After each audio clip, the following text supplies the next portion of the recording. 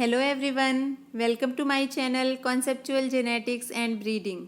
सो आज की अपनी इस वीडियो में हम प्रोकैरियोटिक एंड यूकैरियोटिक सेल्स के बारे में डिस्कस करेंगे। मतलब कि प्रोकैरियोटिक सेल्स क्या होती हैं, उनके इम्पॉर्टेंट फीचर्स क्या होते हैं, यूकैरियोटिक सेल्स क्या होती हैं और उनके जो डिफरेंसेस हैं, यानी प्रोकैरियोटिक और यूकैरियोटिक सेल्स में जो बेसिक डिफरेंसेस होते हैं, हम उनको डिस्कस करने वाले हैं। सबसे पहले कि प्रोकैरियोटिक सेल्स क्या होती हैं। यहाँ पे आप जो एग्जाम्पल देख रहे हैं, जो इमेज देख रहे हैं, वो क्या है, एक बैक्टीरियल सेल है। और बैक्टीरियल सेल क्या है आपका, जो प्रोकैरियोटिक सेल है उनका सबसे बेस्ट एग्जाम्पल है। यानी जो बैक्टीरियल सेल होती है वो हमारी प्रोकैरियोटिक सेल्स होती हैं। यानी जो भी फीचर है बैक्टीरियल सेल्स के वो हमारे क्या हैं, प्रोकैरियोटिक सेल्स के फीचर्स हैं। बेसिकली सबसे पहले बात क्या है कि जो सबसे पहला इंपॉर्टेंट कैरेक्टर है वो है कि जो इनका साइज होता है वो बहुत ही छोटा होता है।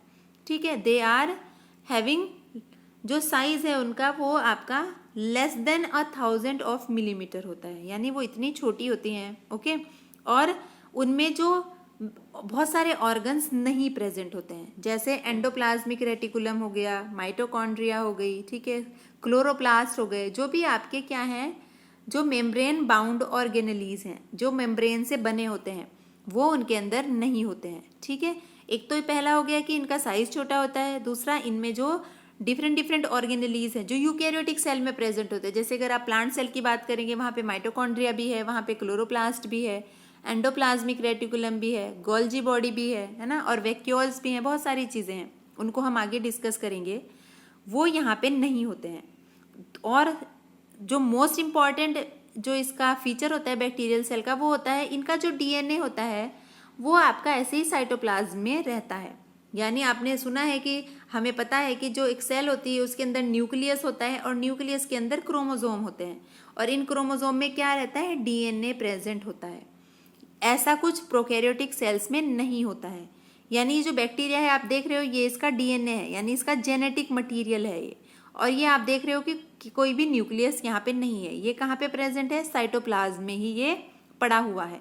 ठीक है, तो इनका जो डीएनए होता है, जेनेटिक मटीरियल होता है, ये आपका न्यूक्लियस में नहीं होता है, क्योंकि इन प्रोकैरियोटिक सेल्स के पास न्यूक्लियस नहीं होता है।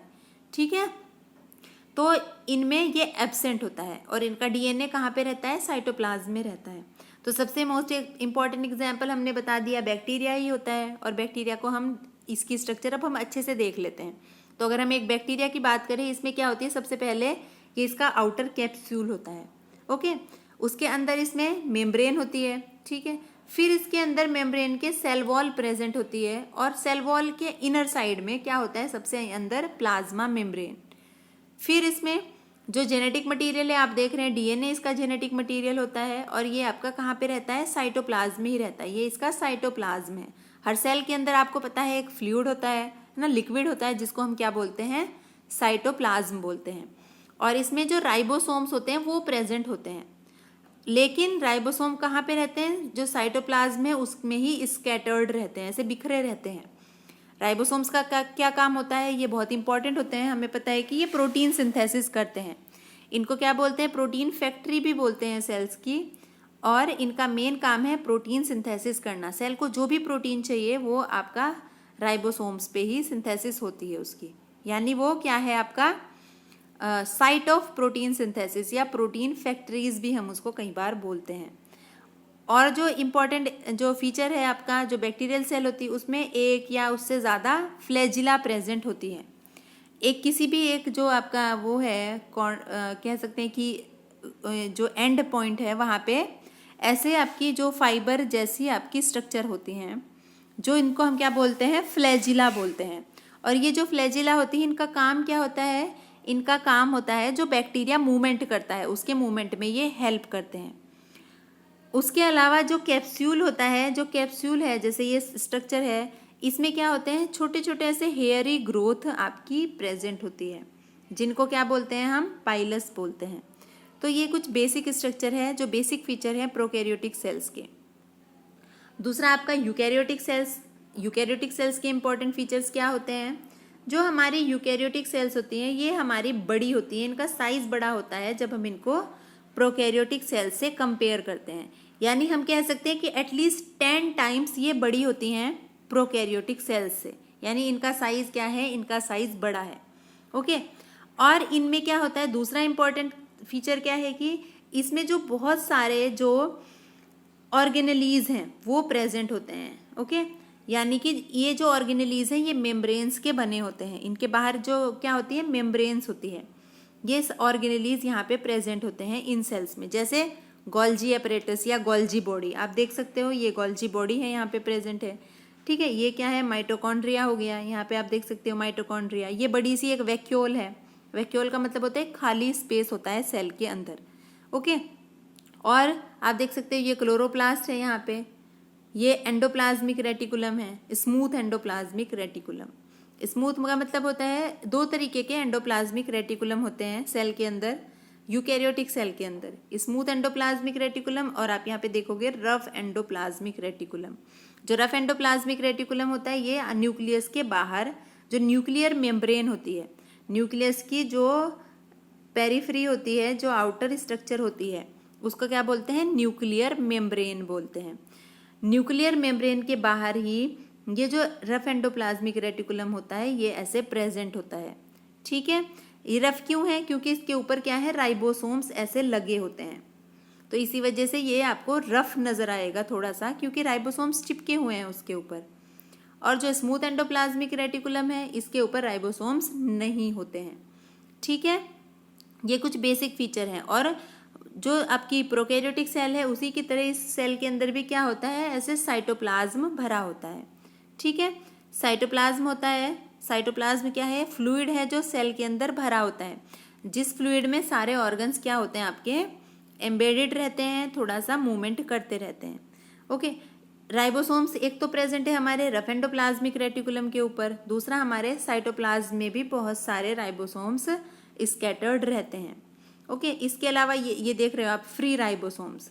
फ्री राइबोसोम्स का मतलब है ये साइटोप्लाज्म में फ्रीली पड़े हुए हैं, जबकि जो रफ एंडोप्लाज्मिक रेटिकुलम के साथ हैं वो आपके बाउंड रहते हैं, वो इधर उधर नहीं आपके क्या मूवमेंट नहीं कर सकते हैं, वो बाउंड है एंडोप्लाज्मिक रेटिकुलम के ऊपर। और अगर आप देखेंगे न्यूक्लियस के अंदर भी एक स्ट्रक्चर होती है राउंड या ओवल शेप, जिसको न्यूक्लियोलस बोलते हैं। ओके, और ये आप देख सकते हो कि ये जो डीएनए है सेल का, ये जो जेनेटिक मटेरियल है वो कहाँ पे प्रेजेंट है, वो हमारा न्यूक्लियस के अंदर प्रेजेंट है। ओके, ये प्लाज्मा मेम्ब्रेन हो गई, ठीक है, और इसके बाहर ये सेल वॉल हो गई। जो सेल वॉल है वो सिर्फ प्लांट सेल में ही प्रेजेंट होती है, एनिमल सेल में सिर्फ मेम्ब्रेन आपकी प्रेजेंट होती है। ठीक है, तो ये आपके क्या हैं, कुछ इंपॉर्टेंट फीचर्स हैं जो आपके यूकैरियोटिक सेल्स के फीचर्स होते हैं। अब हम एक बार इनके जो डिफरेंसेस है वो हम स्टडी कर लेते हैं। आप अगर देखोगे ये जो प्रोकैरियोटिक सेल्स हैं, हमने बता दिया आपको ये स्मॉलर होती हैं साइज में, जबकि जो यूकैरियोटिक सेल्स होती हैं वो आपकी प्रोकैरियोटिक सेल्स के कंपैरिजन में बड़ी होती हैं। ओके, आप देखोगे इसका जो साइज है प्रोकैरियोट का वो 0.1 से लेके 5 माइक्रोमीटर तक होता है, जबकि जो यूकैरियोटिक सेल्स है वो उनका साइज 5 से लेके 100 माइक्रोमीटर तक हो सकता है। ओके, जबकि जो प्रोकैरियोटिक सेल्स होती है जनरली यूनिसेल्यूलर होती हैं, जबकि यूकैरियोटिक मल्टी सेल्यूलर ऑर्गन्स होते हैं। ये हम एक तरीके से कह सकते हैं प्रोकैरियोट्स और यूकैरियोट्स। जो यूकैरियोटिक ऑर्गेनिज्म होते हैं दे आर मल्टी सेल्यूलर, जैसे प्लांट है वो क्या है, मल्टी सेल्यूलर है, multiple cells are present, millions of cells are present in a single plant, जबकि जो बैक्टीरिया है वो एक सिंगल सेल है। ओके, तो इसीलिए जो बैक्टीरिया हैं, जो प्रोकैरियोट्स हैं, उनको हम यूनिसेल्यूलर ऑर्गेनिज्म कहते हैं, जबकि जो यूकैरियोट्स हैं वो क्या कहलाते हैं, मल्टी सेल्यूलर ऑर्गेनिज्म कहलाते हैं। इनका जो डीएनए होता है प्रोकैरियोटिक सेल्स का वो ऐसे ही साइटोप्लाज्म में पड़ा रहता है। ओके, हमने आपको अभी दिखाया था कि कैसे आपका प्रोकैरियोटिक सेल्स का जो डीएनए है, जो जेनेटिक मटेरियल है, वो साइटोप्लाज्म में प्रेजेंट है। ये जो पर्पल कलर का जेनेटिक मटेरियल है, ओके, तो ये आपका साइटोप्लाज्म में प्रेजेंट है। जबकि जो यूकैरियोटिक सेल्स होती हैं उनका जो डीएनए होता है वो आपका न्यूक्लियस में प्रेजेंट होता है, क्योंकि उनके पास एक स्पेसिफिक ऑर्गन है जिसको हम क्या बोलते हैं, जिसको हम न्यूक्लियस बोलते हैं। आप सेल के अंदर देखेंगे तो आपको दिखेगा ये क्या है, ये न्यूक्लियस है, और इसी न्यूक्लियस के अंदर जेनेटिक मटेरियल होता है प्लांट सेल का या एनिमल सेल का। ओके, जो यूकैरियोटिक सेल्स हैं आप देखोगे ये जो आपको धागे जैसे नजर आ रहे हैं ये क्या है, आपके डीएनए मॉलिक्यूल। और डीएनए क्या होता है, डीएनए हमारा जेनेटिक मटेरियल होता है। ठीक है, तो ये एक मेजर डिफरेंस है प्रोकैरियोटिक और यूकैरियोटिक सेल्स में।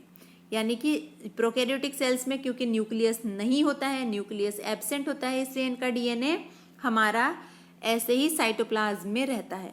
जबकि जो यूकैरियोटिक सेल्स हैं उनमें न्यूक्लियस प्रेजेंट है, तो डीएनए कहाँ पे रहता है? डीएनए हमारा न्यूक्लियस के अंदर रहता है।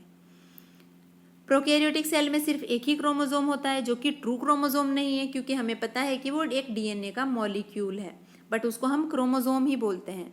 सो प्रोकैरियोटिक सेल में सिर्फ एक ही क्रोमोसोम है, जबकि यूकैरियोटिक सेल्स में मल्टीपल क्रोमोसोम्स होते हैं।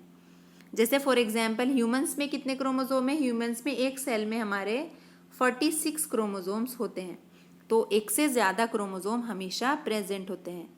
राइबोसोम्स हमारे यहाँ पे भी प्रेजेंट होते हैं, यहाँ पे भी प्रेजेंट होते हैं। हमने देख लिया प्रोकैरियोटिक सेल में भी राइबोसोम है, यूकैरियोटिक सेल्स में भी राइबोसोम्स होते हैं। और जो डिफरेंट ऑर्गेनेलीज हैं जैसे lysosome, peroxisome, endoplasmic reticulum, mitochondria, ये सारे के सारे प्रोकैरियोट्स में एब्सेंट होते हैं, जबकि ये सारे ही यूकैरियोट्स में हमारे प्रेजेंट होते हैं। ठीक है, यहाँ पे हम देख सकते हैं माइटोकॉन्ड्रिया यहाँ पे एब्सेंट है, यहाँ पे प्रेजेंट है। साइटोस्केलेटन ये यहाँ पे एब्सेंट है, जबकि यूकैरियोट्स में प्रेजेंट होता है। गोल्जी बॉडी यहाँ पे एब्सेंट होती है प्रोकैरियोट्स में, जबकि यूकैरियोट्स में प्रेजेंट होता है। अगर हम क्लोरोप्लास्ट की बात करें, क्लोरोप्लास्ट प्रोकैरियोट्स में एब्सेंट होता है, जबकि जो यूकैरियोट्स में भी वो सिर्फ और सिर्फ प्लांट सेल में प्रेजेंट होता है। एनिमल सेल में नहीं होता है, सिर्फ प्लांट सेल में प्रेजेंट होता है जो क्लोरोप्लास्ट होता है। ओके, फ्लैजिला जो होती है वो प्रोकैरियोट्स में प्रेजेंट होती है, यूकैरियोट्स में नहीं होती हैं, या कभी कभी माइक्रोस्कोपिक हो सकती हैं साइज में, जो बिल्कुल नहीं दिखती हैं। ओके, सेल वॉल जो है यहाँ पे कॉम्प्लेक्स होती है प्रोकैरियोट्स में, उसमें जो केमिकली जो उसकी स्ट्रक्चर होती है सेल वॉल की वो बहुत टिपिकल होती है, मतलब वो कॉम्प्लेक्स होती है, जबकि यूकैरियोट्स में सिंपल सेल वॉल होती है। एनिमल सेल में तो सेल वॉल होती ही नहीं, जबकि जो प्लांट सेल है उनमें सेल वॉल होती है। ओके, प्लांट सेल में क्या होती है? सेल वॉल होती है, बट वो केमिकली सिंपल होती है अगर हम उसको कंपेयर करें प्रोकैरियोटिक सेल्स के साथ। जो वैक्यूल्स हैं यहाँ पे एब्सेंट होती है, जबकि वैक्यूल्स यूकैरियोटिक सेल्स में प्रेजेंट होती हैं। अगर आप इमेज में देखेंगे तो आप देखेंगे कि ये एक बड़ी सी वैक्यूल्स यहाँ पे प्रेजेंट है, जो कि प्लांट सेल है। जबकि अगर आप बैक्टीरिया सेल देखेंगे, आप देखेंगे कि इसमें कोई भी वैक्यूल प्रेजेंट नहीं है। वैक्यूल का मतलब कुछ नहीं है, खाली स्पेस होता है जिसको सेल यूज करती है जब भी कोई अननेसेसरी गैसेस होती हैं उनको फिल करने के लिए, ठीक है, उनको स्टोर करने के लिए, और बाद में वो गैसेस को रिलीज कर देती है, जो हमारी सेल होती है। और दूसरा क्या है कि हमने आपको बताया वैक्यूल्स हमारी यहाँ पे एब्सेंट हो गई, यहाँ पे प्रेजेंट हो गई। सेक्सुअल रिप्रोडक्शन भी यहाँ पे एब्सेंट होता है, जबकि सेक्सुअल रिप्रोडक्शन हमारा इंपॉर्टेंट फीचर है प्लांट्स का भी और एनिमल्स का भी। जो पिलाई होते हैं और जिनको फिब्री भी कहते हैं, जो हमने बताया कि जो बैक्टीरिया है उसके बाहर जो ऐसे हमारे हेयरी ग्रोथ है वो हमारे यहाँ पे प्रेजेंट है, जबकि यूकैरियोट्स में वो एब्सेंट होता है। ठीक है, ट्रांसक्रिप्शन हमारा साइटोप्लाज्म में ही होता है, जो बैक्टीरिया हैं और आर्किया हैं उनमें, जो प्रोकैरियोट्स हैं, जबकि यूकैरियोट्स में जो ट्रांसक्रिप्शन है वो न्यूक्लियस में होता है। ट्रांसक्रिप्शन होता क्या है? ट्रांसक्रिप्शन का मतलब है जब हमारा डीएनए से मैसेंजर आरएनए बनता है, तो इस प्रोसेस को क्या बोलते हैं? इस प्रोसेस को हम बोलते हैं ट्रांसक्रिप्शन। ओके, क्या बोलते हैं हम? ट्रांसक्रिप्शन बोलते हैं। तो ये जो ट्रांसक्रिप्शन है, ये जो बैक्टीरियल सेल हैं, जो प्रोकैरियोटिक सेल्स हैं, उनमें कहाँ पे होता है? उनमें हमारा जो साइटोप्लाज्म है उसी के अंदर होता है। क्यों होता है? बिकॉज इनका जो डीएनए है वो भी तो साइटोप्लाज्म में है। जब डीएनए साइटोप्लाज्म में है तो डीएनए से जो मैसेंजर आरएनए बनेगा वो भी तो साइटोप्लाज्म में ही बनेगा, यानी ट्रांसक्रिप्शन कहाँ पे होगा? साइटोप्लाज्म में होगा। जबकि जो हमारी यूकैरियोटिक सेल्स हैं उनमें कहाँ पे होता है? उनमें न्यूक्लियस के अंदर होता है। ओके, जो भी हमारा डीएनए रेप्लिकेशन जो ट्रांसक्रिप्शन होगा, यानी कि डीएनए से जो हमारा क्या बनेगा? मैसेंजर आरएनए बनेगा। वो मैसेंजर आरएनए कहाँ पे बनेगा? न्यूक्लियस के अंदर बनेगा। क्यों? बिकॉज डीएनए कहाँ पे है? डीएनए न्यूक्लियस के अंदर है, तो इसी वजह से यहाँ पे जो साइट है ट्रांसक्रिप्शन की वो न्यूक्लियस है। जबकि जो हमारी बैक्टीरिया होते हैं, प्रोकैरियोट्स होते हैं, उनमें जो साइट ऑफ ट्रांसक्रिप्शन है वो आपका साइटोप्लाज्म होता है। एग्जाम्पल्स में हमने बता दिया बैक्टीरिया हो गए और आर्किया हो गई, ये बेस्ट एग्जाम्पल है आपका प्रोकैरियोटिक सेल्स का। जबकि यूकैरियोटिक सेल्स में protist, fungi, plants, animal cell, ये सारी सेल किसका एग्जाम्पल है? हमारी यूकैरियोटिक सेल्स का। तो ये आपके मेजर डिफरेंसेस हैं हमने सारे ही कवर कर लिए हैं, जो बैक्टीरियल सेल यानी कि प्रोकैरियोटिक सेल और एक यूकैरियोटिक सेल के बीच हमें देखने को मिलते हैं। सो आई होप ये आपको क्लियर है। Thank you so much.